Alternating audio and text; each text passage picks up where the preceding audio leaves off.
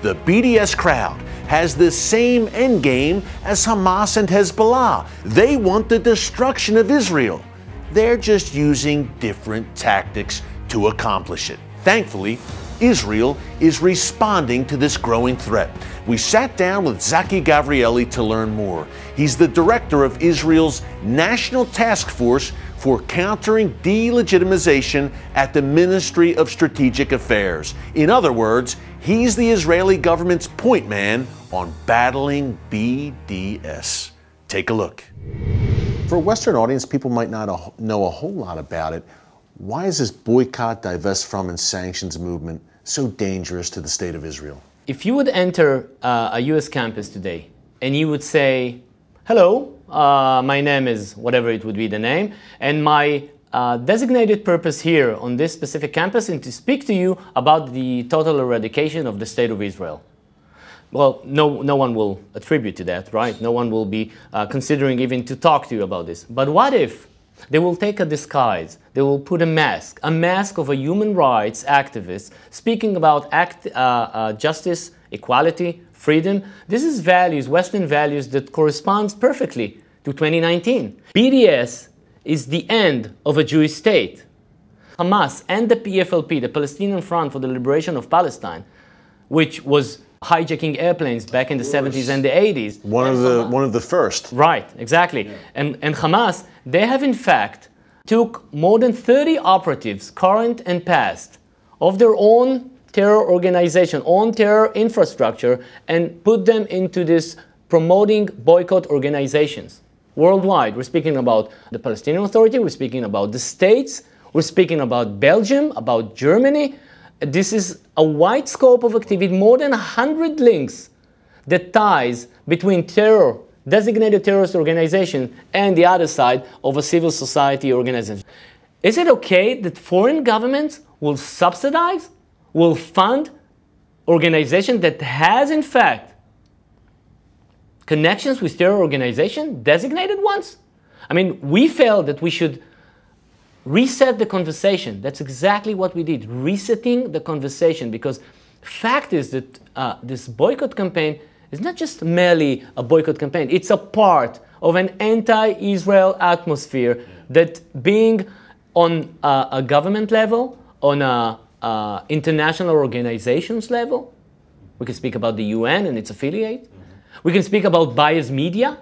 It's a whole campaign, and this segment of BDS is just one part of this four arms delegitimization campaign. This is the government, this is the international organization, the media, and of course the grassroots level, which is all about BDS. They're trying to motivate grassroots in order to be very vocal and be very anti-Israel. Convicted terrorists from the likes of Hamas have embedded themselves in these BDS organizations, and we have governments funding these NGOs. Well, we have decided to investigate this, we call it the money trail.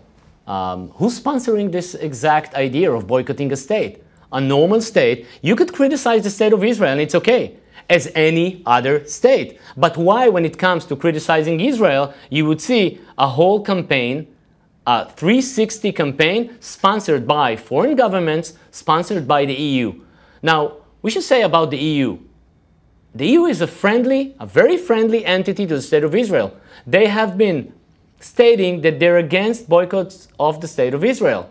Now, in the same time, in the same manner, and in the same period that this exact statement was delivered, we have identified more than $5 million being injected into organizations promoting BDS. Tzahi, for people at home, what are some of the signs we should look for? What are some of the things that the boycotters say, the techniques, the tactics they use in these efforts to delegitimize Israel? Well, the first thing they would try to do is tell you that Israel is an apartheid state.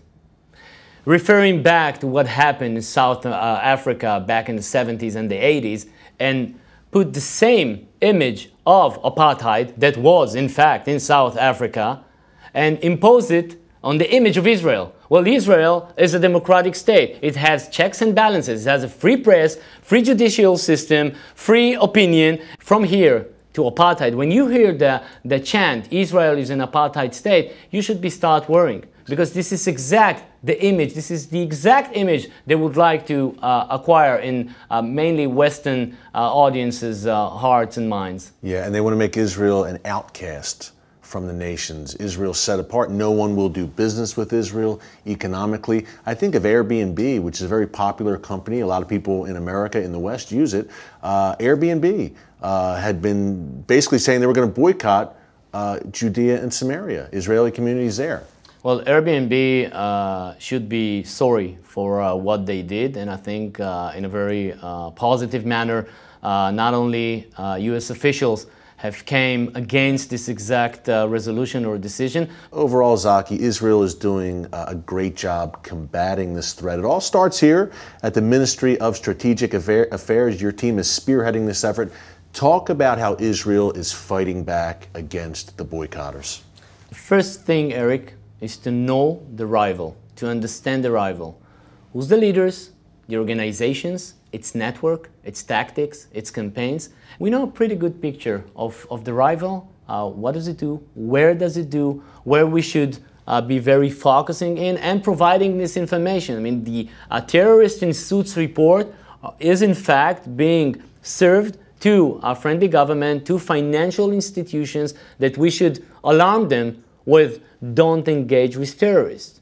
The second thing that we do is provide networking for hundreds of pro-Israel organizations, Jews, Christians, friends, even Muslims that work together because they understand this exact call for boycott is the opposite from being just, from being in favor of peace.